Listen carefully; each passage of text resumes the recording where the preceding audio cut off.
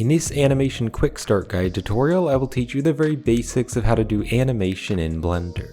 So this is just a quick jump start guide for beginners who want to know the very basics and just jump into animation. But if you want to learn more about animation, then after this video, you might want to check out my animation tutorial playlist where I have more animation videos and go into more depth.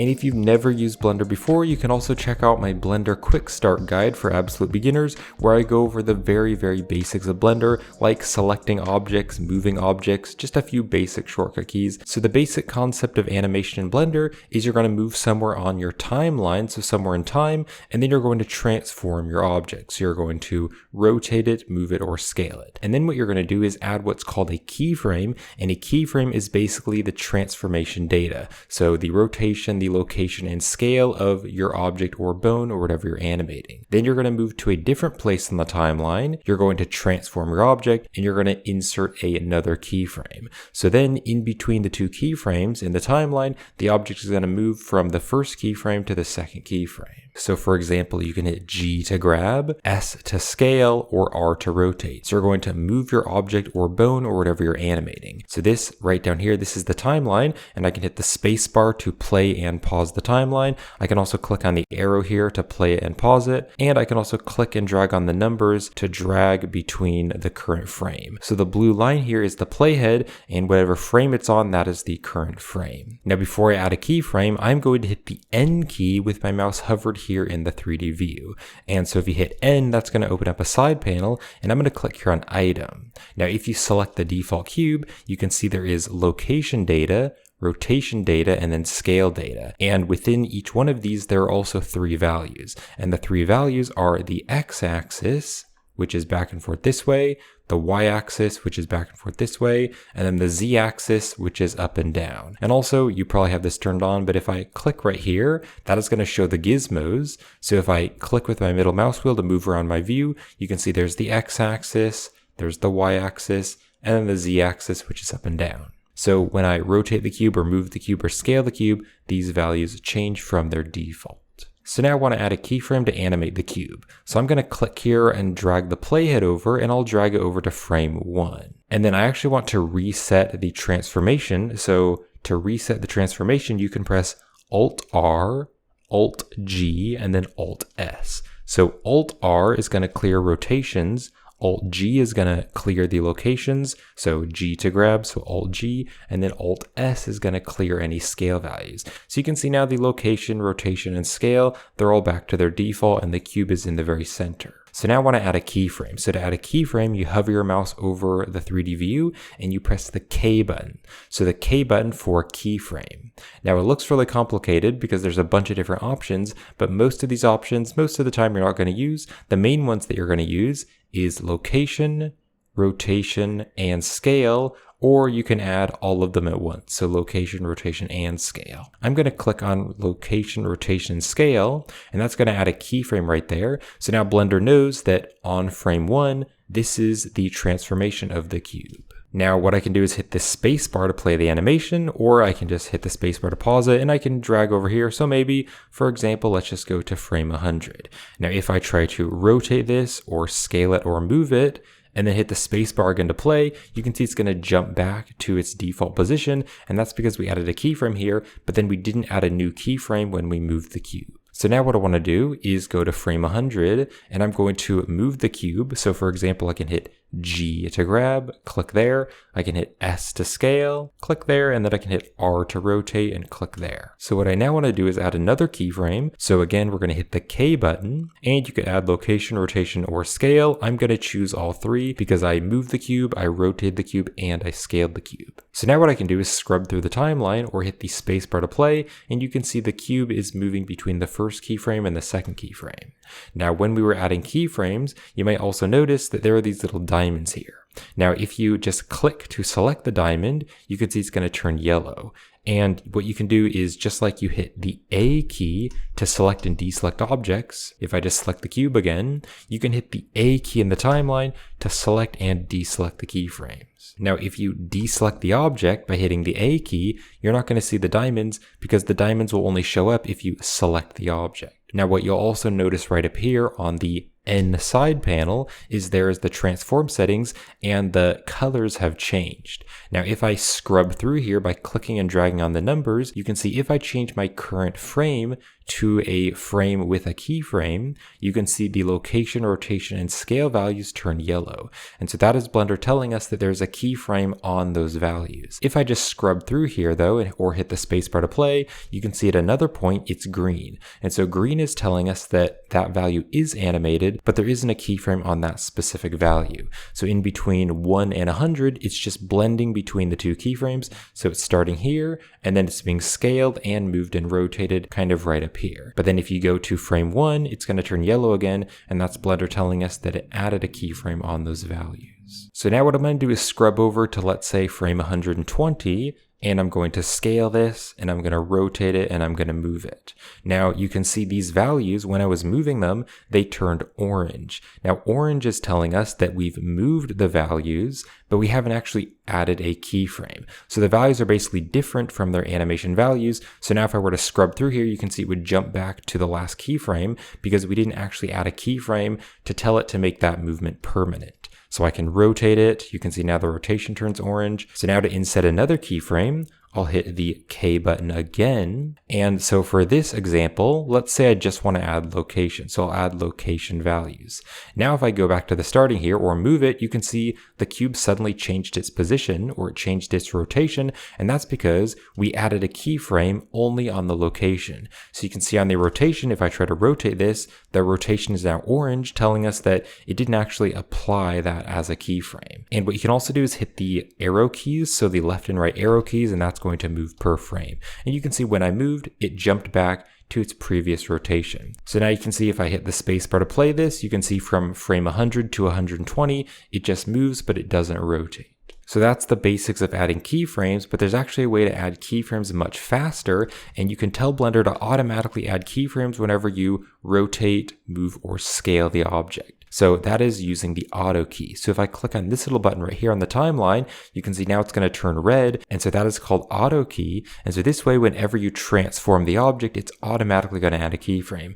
And so this is really great for fast animation. So I'm just going to scrub my playhead over here, and I'll just go to 150. So now what I can do is hit R to rotate. And I can click there, and you can see that now it automatically added a keyframe. You can see the rotation values are yellow, and also right down here on the timeline, you can see it automatically added a diamond. So now I can hit G to grab, and it did the same thing through the location, and I can hit S to scale, and it did the same thing for the scale. So now if I scrub back and forth here between 120 and 150, it automatically added keyframes, so we didn't have to hit the K and add the keyframes manually. So this is very useful. However, you definitely want to make sure that you turn this off when you're done, because let's say that I'm finished animating and maybe I'm doing some modeling, or maybe I'm gonna like select the light in the scene or the camera in the scene, and then I like move it. Well, then it's going to add keyframes whenever I transform those objects. So it is a pretty common beginner mistake to forget to turn the auto key off, and then that way you're gonna add keyframes when you don't actually want keyframes, and I still occasionally make this mistake. So you can just click on this button to turn the auto key off. And now if I just go somewhere else in the timeline,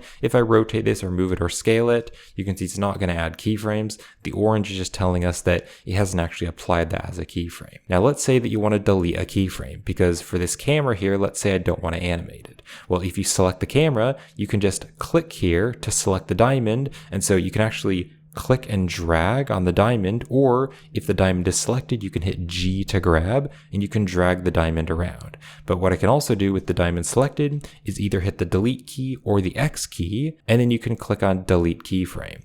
So now when I scrub around here on the timeline, you can see there's no keyframe, and I can move the camera, and now the camera doesn't have a keyframe. So let's just select our cube again, and let's say that I want to delete the keyframes at 120. So I want to select my cube, and then I want to click here to select the diamond, so now it's yellow, and I can hit the X key or the delete key, and you can click on delete keyframes. So now you can see the cube kind of jumped, because now the cube is moving between 100 and 150. Now let's say that you want to change the animation speed or the animation timing. As I mentioned, if you click on a keyframe to select it, you can hit G to grab, and you can drag it back and forth. Now if I hit the space bar to play this and then hit G to grab, you can see if I just click back here to go to the starting, now because the keyframes are really close to each other, you can see it's moving much faster. And also if you scroll with your mouse wheel, that's going to zoom into the timeline, and then you can also zoom out, and then you can also click and hold with your middle mouse wheel, and that is going to move around the timeline. So now when I play this, you can see the cube moves much faster, or if I just scroll out with my scroll wheel and then hit G to grab and drag this way over here,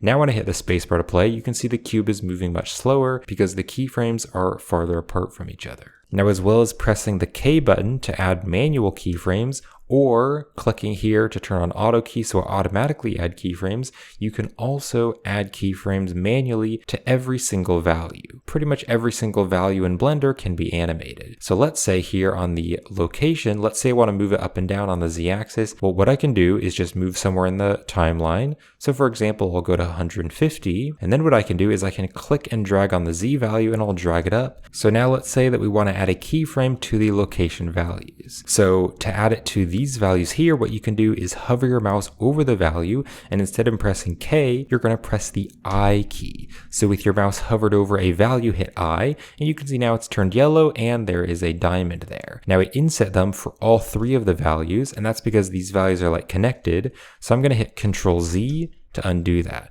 Let's say that I just want to add a keyframe for just this value. Well, if I just right click on the Z value, you can see right here it says insert keyframes and the shortcut key is I, but I can click on insert single keyframe. And now it's just going to add a keyframe to that value. So now if I scrub in the timeline, you can see it goes way up because we added a Z keyframe there. And when it gets to 220, it goes back down. Now I mentioned that you can pretty much animate every value in Blender, and this is a feature that I love about Blender. So for example, you could animate the color of the object. So to see the color of the object, what I can do is click right here to go to the material preview. And now what I want to do is click here on the material properties, and I'll click on new to add a new material. So let's go to the very starting by scrubbing over here. And then what I can do is change this base color. So if I click here, that's going to show me a color wheel, and I could, for example, just make it blue. So now what I can do is do the same thing up here that I did for adding a keyframe. So I can just hover my mouse over the base color here, and I'll hit the I key for inset. And you can see around the color, you can see it has that yellow outline, but then if I scrub the timeline, you can see now it has a green outline. So remember, the yellow outline is telling us that there's a keyframe there. The green outline, or the green value, is telling us that that value is animated, but there isn't a keyframe on that specific spot on the timeline. So now what I could do is go maybe to the very end or go to around 120, and then I could click here on the base color and I could make it a red color. Now you can kind of see there's like an orange outline, so that's telling us that we've changed it, but it hasn't actually applied that as a keyframe. So again, hover your mouse over the value and hit I. So now it's going to insert another keyframe. Now there is another option that I did want to show you. You can see right here, there's these little dots here, and the little dots are next to these values. So if you click on the dot, that is going to add the keyframe or get rid of the keyframe. So now if I go back here to the starting, you can see it actually turns blue. And then when I play this, you can see as we go through here, it's actually slowly transitioning to red. Now let's say that I want to make the animation longer. Well, what you can do here is you can change the start frame and the end frame. So if I just click and drag on this end frame and then scroll out here, I can make it much longer. Now I'm going to completely reset my animation. So I'm going to delete the keyframes. So what I'll do with the cube selected is hit the A key in the timeline to select the keyframe. And then I can hit the delete key, or you can hit the X key. So now let's do a very basic animation. So I'm going to click here to turn on auto key, and then I'll hit G to grab, and I'll just click there. Then I can go over here to maybe around 240, whatever you want to do. I'll hit G to grab, and I'll move it way over here and then click there. So now if I go back to the starting and play this, you can see the cube slowly speeds up. Then kind of more in the middle, it's moving a little bit faster. And then if we look here at the very end, you can see it slowly slows down. Well, let's say that I want it to move at a consistent speed instead of speeding up and slowing down. So to do this, we need to change what's called the keyframe interpolation. So the interpolation is how it's blending between the first keyframe to the next keyframe. So what I want to do is hit the A key in the timeline to select the keyframes. And to change this, we want to hit the T key. So if you hit the T key with your mouse hovered in the timeline, you can see it says set set keyframe interpolation. And there's a bunch of different interpolations. The main ones that you're going to use is the linear type and the Bezier type. So the Bezier type, you can see there's an icon there and it looks really smooth. And so that is the default one. That's the current one that we have. But I can change it instead to linear. And you can see linear is like a straight line. So if I change it to linear, instead of it speeding up and slowing down, you can see it's going to move at a consistent speed. So this is very useful. You'll definitely use this a lot. So if you don't want it to slowly speed up and slow down, you can change that to linear and now it's going to move at a consistent speed. Or with the keyframe selected, I can hit T and I could, for example, change it back to Bezier. And then I can play this and it's slow. Then it kind of goes faster. And at the end, you can see it slows down. Now let's say at some point in this animation, I want the cube to pause and I don't want the cube to move for a while. So if I go to around 120, I can press K and I can insert location, rotation, scale. Well, if I go back to the start and play this, you can see because we just added a keyframe exactly where it already was, it doesn't really change the animation that much. So let's say that I want the cube to stop here and I want the cube to kind of pause. Well, what I can do is duplicate this keyframe. So again, if you deselect everything and then click on the keyframe, it's yellow. What I can do is duplicate it by hitting Shift D. So Shift D is the shortcut key to duplicate the keyframe. And you can see now it's going to follow my mouse. And if I just drag it over here, you can see there is like this orange line in between the keyframes. So I'll click there. Now the orange line is telling us that there's two keyframes, but nothing's actually changing in between the keyframes because the keyframes are the same. Now if I hit the spacebar to play this, you can see the keyframes are exactly the same. So the cube isn't actually moving in between 120 to about 180. But then the cube starts to move again because now it's going between this keyframe to the last keyframe. And then one more thing that I wanted to show you in this video is how to override keyframes. So let's say I go over here right to where this keyframe is, and actually a really quick way to jump to the current keyframe is to click on this little button here. So this is an arrow with a little keyframe, so a yellow diamond there or a white diamond, and if I click on it, it's going to jump to the next keyframe. So this is a really quick way to jump to the keyframes. So I'll click on that button, it'll jump to 240 where that keyframe is. And let's say that I want to change this keyframe. Well, I could select the keyframe and then I could hit the delete key and delete it, or I could just add a new keyframe over the top and it would override it. So for example, I'll hit G to grab, click there, and R to rotate, and S to scale. Well, because we had on the auto key, it's going to override that keyframe because it was over the top. So now when I play this, the cube moves up instead of being right over here. So that's the very basics of how to do animation in Blender. But there's still so many more things to learn about animation. So if you'd like to learn more about animation, then I definitely recommend checking out my animation tutorial playlist, where I have an animation for beginners tutorial where I go into much more detail about animation. I also have a video on how to use the graph editor. So the graph editor is a really useful tool for customizing your keyframes and just editing your keyframes in more detail. So if you want to check out that playlist to learn more about animation, the link is in the video description. And then finally, if animation is something that you really want to get into, then I can highly recommend checking out this animation course. P2 Design's Alive animation course is packed with tons of animation learning content. Great for beginner and intermediate Blender users. This course will teach you the basics of animation, adding keyframes, interpolation modes, using the timeline, graph editor, and there are also some beginner animation exercises in the course. The course also shows you how to make a walk cycle and has some other animation tutorials. Check out the course with the link in the description, and if you purchase the course through my affiliate link, you'll be helping to support this channel.